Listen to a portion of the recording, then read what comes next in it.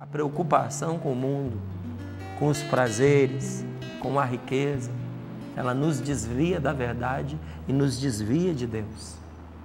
A preocupação com a autoimagem, o medo de ser perseguido pelas escolhas que nós fazemos.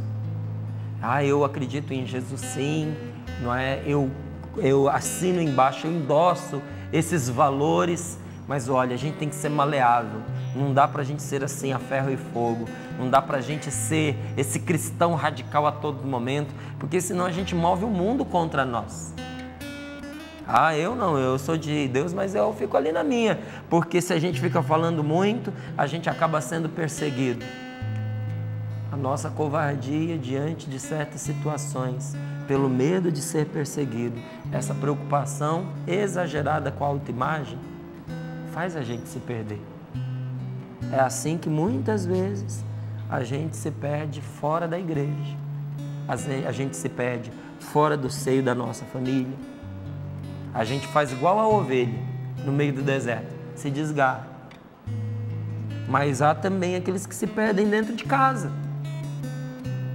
O que faz com que uma pessoa se perca dentro da família da gente?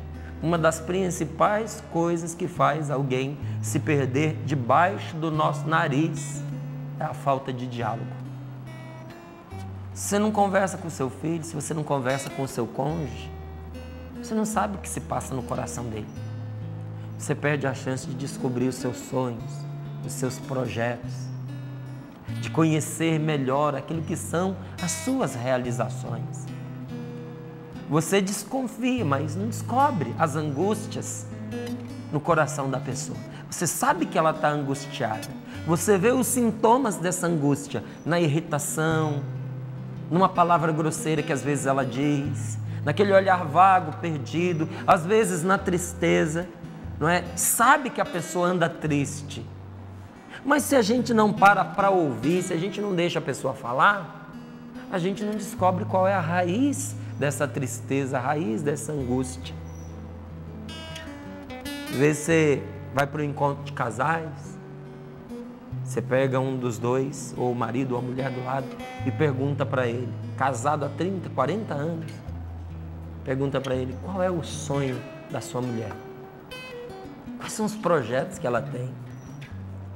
Aí diz, que tem, não sei, ela tinha. Tinha porque sabia, na altura em que ela casou. Mas o tempo foi passando, os projetos foram mudando, os sonhos foram se tornando outra coisa. Ele esqueceu de conversar, ele esqueceu de perguntar. Esqueceu que aquela pessoa que vive ao lado dele continua viva. E quem vive sonha, e quem vive tem desejos que a gente não conhece, a gente não dá oportunidade para outra pessoa falar. E tem gente que não fala, porque se começar a sonhar dá briga. Começa a sonhar em voz alta dentro de casa, dá briga, dá confusão. Só que de a gente não ouvir, de a gente não dialogar, a pessoa vai se afastando da gente, vai crescendo um muro entre os dois. E uma hora dessas, um dos dois se perde do outro. Ou se perde até mesmo na vida, pela falta de diálogo. Uma coisa que desgasta demais as pessoas dentro de casa, aquelas cobranças exageradas, aquelas cobranças sem fim. Quando é só crítica, quando se tem um comentário, é sempre um comentário negativo. Quando a pessoa acerta, não fez mais do que a obrigação. Quando a pessoa erra, aí toma ali uma enxurrada de críticas em cima. O que faz uma pessoa se perder dentro de casa, e até para surpresa de um pai, de uma mãe, de uma esposa, de um esposo, de um filho, de uma filha, que a pessoa diz, mas, nossa, eu não sei como isso vai acontecer. Era uma pessoa tão caseira, e de repente se desvia assim, perdeu-se dentro de casa. Uma das coisas que faz a pessoa se perder dentro de casa, ela não se sentir amada. O ser humano tem necessidade de amor, mais do que tem necessidade de comida. Se o seu filho não se sente amado no seio da sua casa, ele vai buscar esse amor fora. E às vezes vai encontrar esse amor, esse falso amor, nos braços de um traficante, no colo de uma prostituta, sabe, em meio a amigos que não se sentem amados dentro de casa, como ele também não se sente. Aí junta aquele grupinho de gente desmiolada, o que pode dar? É no seio da nossa casa, no coração da nossa família, que o amor precisa vibrar. Se a pessoa não se sente amada, ela vai embora. Como também não existe caminho melhor para trazer os outros de volta do que acender o amor no seio da nossa família. Quando perde a esperança dentro de casa, o jovem vai embora. Quando o jovem vê que a sua família voltou a ter esperança, ele volta para o seio dela. Seu filho talvez se afastou porque não encontrou o que esperar. Perdeu esperança dentro de casa. Chamar, ameaçar, gritar, fazer chantagem emocional, não vai trazer de volta. O que vai trazer de volta o seu filho que morre de saudade e que sente falta de casa, é ele saber que ele vai encontrar uma família na qual ele pode ter esperança. Uma família que seja capaz de dar o amor que ele tanto precisa. Não é? Mário Quintana, um dos poetas brasileiros assim, mais ternos que eu já vi, ele dizia que pouco adianta a gente correr atrás das borboletas. Você corre atrás da borboleta, ela foge de você. O segredo é você arrumar o jardim. Aí elas vêm sozinhas. Será que não está na hora de arrumar o jardim da sua casa? É uma palavra de afeto. É algo feito com carinho. É a comidinha preparada com amor. É chegar em casa, em vez de trazer aquele rosto fechado, aquelas palavras amargas, trazer um sorriso no rosto, uma palavra de gentileza, um interesse pelo outro que às vezes passou o dia em casa. Como é diferente um pai que chega em casa e diz: oi meu filho, tudo bem? Como é que foi seu dia hoje? O que foi que você fez? Você está bem? Do outro que diz: está em casa até agora? Você saiu para procurar emprego? Eu não estou aqui para sustentar vagabundo, não.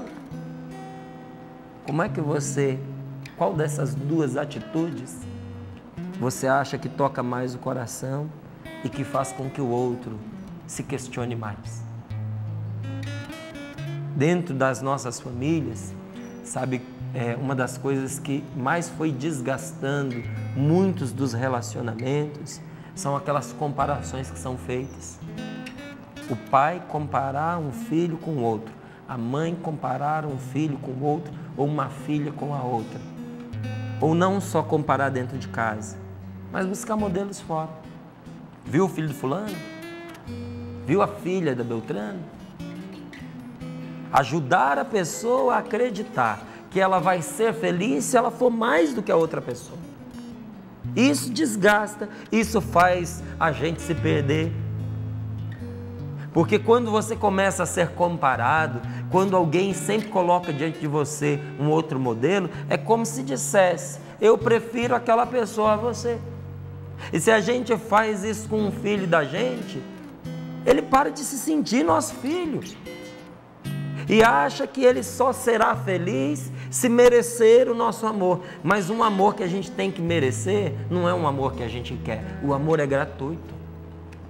Se a gente tiver que comprar o amor dos outros, porque a compra a gente não faz só com dinheiro. Às vezes a gente faz com uma atitude, com um procedimento. O amor que a gente compra não chega a gente como amor. Ele se perde até chegar em nós. Ele deixou de ser amor no momento que eu tive que adquirir. Amor só é amor quando ele é gratuito. E por isso esta palavra vem dizer para você que Deus ama você. O Pai ama você.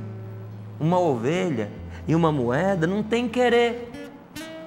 Uma ovelha se perde até contra a vontade da pobre, porque a ovelha não tem vontade. Ela tem curiosidade, ela tem instinto, ela não decide como a gente decide. Uma ovelha não tem querer, uma moeda não tem querer. Uma moeda é simplesmente perdida, mas você tem querer. E o seu valor não é o valor de uma ovelha. O seu valor não é o valor de uma moeda importante. Você, para Deus, tem um valor sem medida. Deus ama você.